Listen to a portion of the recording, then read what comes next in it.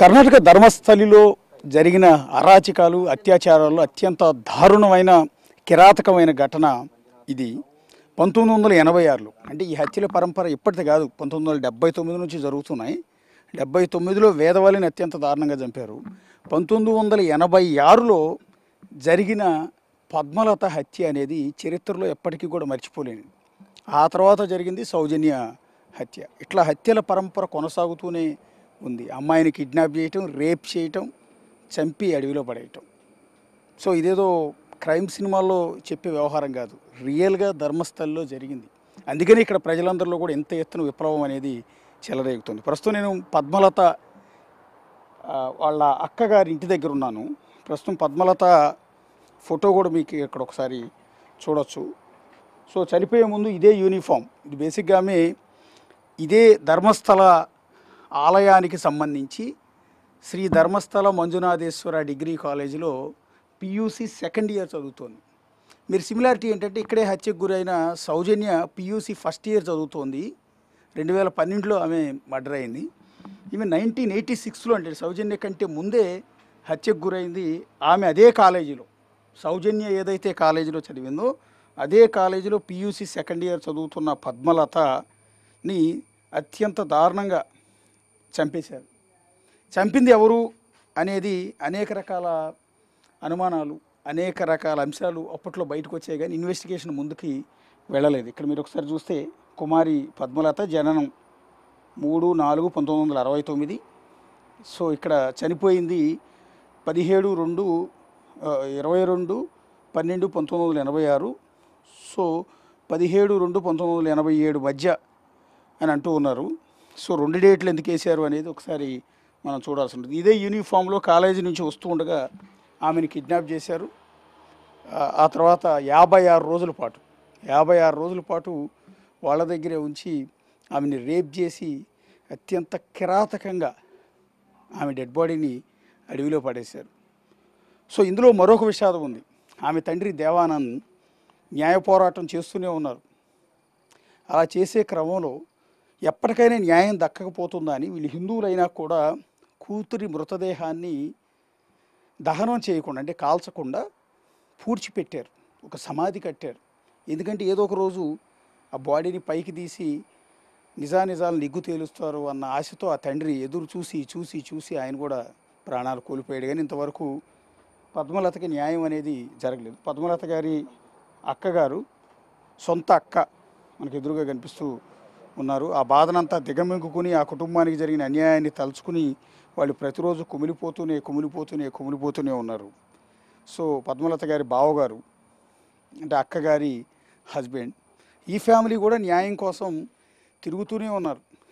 తమ పద్మలతను ఇంత దారుణంగా చంపితే భారతదేశంలో కనీసం చట్టాలు లేవా, మాకు న్యాయం చేసేవాళ్ళు లేరా అని పద్మలత తల్లిదండ్రులు, పద్మలత అక్క బావ అందరూ కూడా తిరుగుతూనే ఉన్నారు. కానీ ఇప్పటికీ వాళ్ళకి న్యాయం అనేది ఎక్కడ కూడా దక్కలేదు. ఒకసారి పద్మలతని సమాధి చేసిన చోట, ఇందాక నేను చెప్పాను కదా, హిందూ సాంప్రదాయం ప్రకారం వాళ్ళని దహనం చేయాల్సింది పోయి కావాలని న్యాయం కోసం ఆమెని పూడ్చిపెట్టారు. అక్కడే సమాధి కట్టారు, అడవిలో ఉంది. అక్కడ కూడా ఒకసారి వెళ్దాం. What's happened on that day? How do you fight to against the Virendra Hegde family?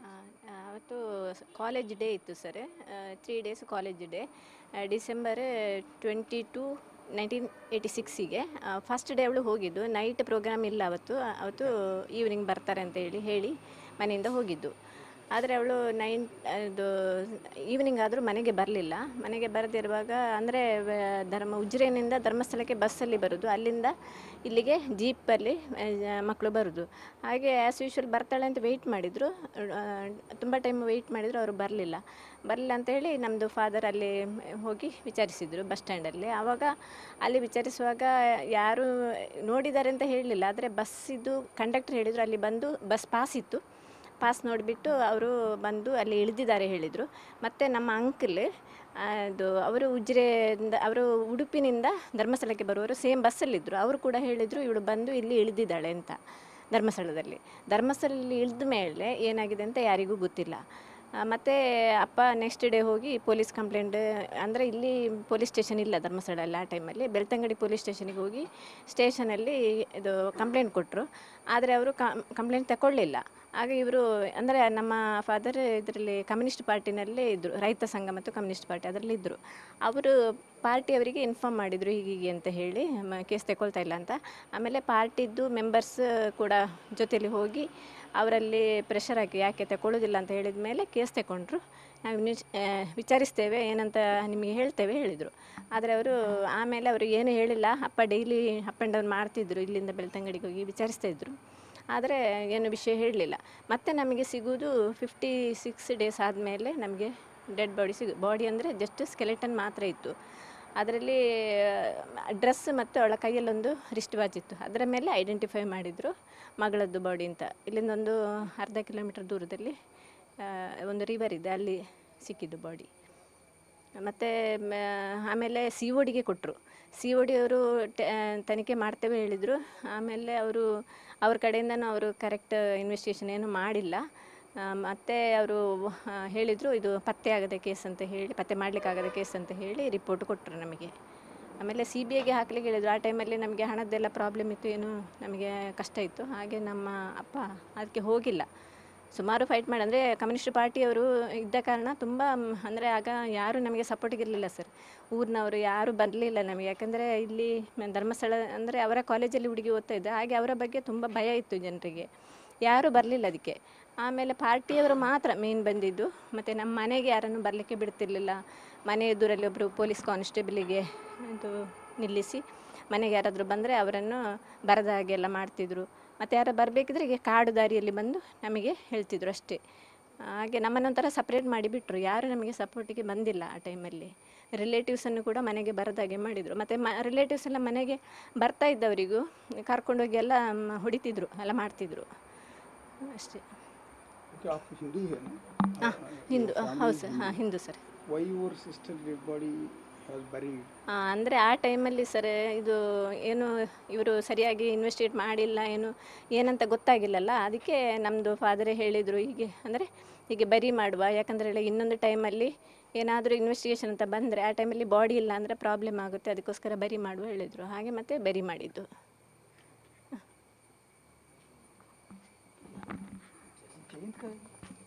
Jane will come. I'll ask him. You will go get? Okay.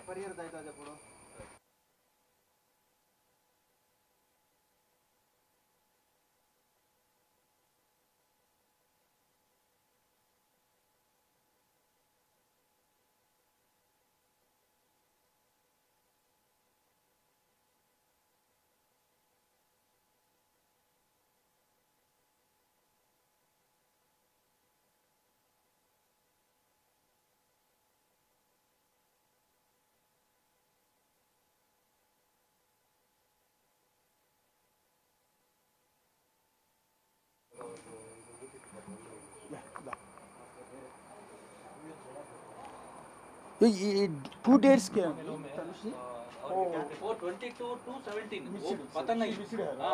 नहीं इसका हेलो हेलो आपका वो क्यों चाहिए अभी? उनका भी बाइट लेना। नो कल he complained against You wanted to take his bites. Yes. You didn't take that. ఇక్కడ ఈ ఫోటో కింద బేసిక్గా జనన డేటు మరణం డేట్ అనేది సహజంగా వేస్తుంటాం. ఇక్కడ పద్మలతకు మాత్రం ఇదిగో 22/12/1986 17/2/1986 మధ్య అని 2 డేట్లు వేశారు. అంటే ఎప్పుడు ఆమె హత్యకు గురైంది అనేది క్లారిటీ లేదు. ఎందుకంటే 22/12 అంటే డిసెంబర్ 22వ తేదీ 1986న ఆమె SDM కాలేజ్ అంటే శ్రీ ధర్మస్థల మంజునాథేశ్వర ఆలయంలో PUC సెకండ్ ఇయర్ చదువుతూ ఆలయ కాలేజీలో PUC సెకండ్ ఇయర్ చదువుతుంది కాబట్టి ఆ రోజు కాలేజీకి వెళ్ళింది. ఆ రోజే మిస్ అయిపోయింది, ఇంటికి రాలేదు. తర్వాత ఫిబ్రవరి 17, 1987 అంటే నెక్స్ట్ ఇయర్ ఒక 56 రోజుల తర్వాత ఆమె మృతదేహం అనేది అడవిలో దొరికింది. అంటే 56 రోజుల పాటు ఆమె వాళ్ళ దగ్గరే ఉంది. మానసికంగా శారీరకంగా చిత్రహింసలకు గురైంది. ఆ తర్వాత ఒక ఎముకల గూడులా మారిన ఆమె శరీరాన్ని తీసుకొచ్చి అడవిలో పడేశారు. ఒంటి మీద బట్టలు కూడా లేకుండా, అంటే ఎంత దారుణమైన స్థితిలో ఆమె చిత్రహింసలు పెట్టుంటారు ఇన్ని రోజుల పాటు అనేది. అందుకని వీళ్ళకి చనిపోయిన డేట్ ఎగ్జాక్ట్ తెలియదు కాబట్టి బాడీ దొరికిన డేటు, మిస్ అయిన డేటు, 2 డేట్లను కూడా ఈ ఫోటోలో పెట్టారు. ఇక రెండోది పద్మలత అక్కతో ఇప్పుడు మాట్లాడాం మనం, అక్కని చూసాం. నెక్స్ట్ పద్మలత తల్లి ఉన్నారు, 86 ఏళ్ల వయసు. సో నిండా పెళ్లి కాని వయసులో 17-18 ఏళ్ల వయసులో ఉన్న తన కూతురు అత్యంత దారుణమైన స్థితిలో అత్యాచారానికి గురై కనీసం డెడ్ బాడీ అత్యంత దారుణమైన స్థితిలో దొరికితే అది కళ్ళారా చూసిన ఆ తల్లి పరిస్థితి ఏంటనేది మీరు ఒకసారి చూడండి. ప్రస్తుతం ఆ తల్లిని మనం ఎదురుగా దృశ్యాల్లో చూస్తున్నాం. ఆమె మాట్లాడలేదు ప్రస్తుతం, ఎందుకంటే అప్పటి నుంచి ఇప్పటి వరకు ఆ తల్లి కూతురు పోయిన ఆ షాక్లోనే ఉంది. సో ఇప్పటికీ కూడా తనకు న్యాయం జరుగుతుందని ఎదురు చూస్తుంది. తండ్రి పోరాటం చేసి ఆయన రీసెంట్ 5 ఏళ్ల క్రితం ప్రాణాలు కోల్పోయారు దేవానంద్. తల్లి మాత్రం ఇప్పటికైనా న్యాయం దక్కుతుందా అని గత 40 ఏళ్ళుగా 40 ఇయర్స్ నుంచి ఆ తల్లి ఎదురు చూస్తూనే ఉంది. ఏ కన్నబిడ్డ అయినా సరే చక్కగా పెళ్లి చేసుకుని పిల్లలతో హ్యాపీగా ఉంటే తల్లి సంతోషిస్తుంది. అలాంటి కూతురు ఒక దారుణమైన స్థితిలో ఒకళ్ళ చేతిలో రేపుకు గురే, ఒక చేయని పాపానికి, చేయని తప్పుకి ఆమె జీవితం అర్ధాంతరంగా ముగిసిపోతే ఏ తల్లైనా ఎలా తట్టుకోగలుగుతుందో ఒక్కసారి ఆలోచించండి. ఇప్పుడు ఈ తల్లి పరిస్థితి కూడా అదే, పూర్తిగా షాక్లో ఉంది, మాట్లాడలేని పరిస్థితుల్లో ఉంది. సో అందుకనే ఆమెను మాట్లాడించే ప్రయత్నం కూడా మనం చేయటం లేదు. ఒకసారి ఆమె తండ్రి ఈ మృతదేహాన్ని దహనం చేయకుండా పూడ్చిపెట్టారు, సమాధి చేశారని చెప్పాం కదా, సమాధి దగ్గరికి ఒకసారి వెళ్దాం.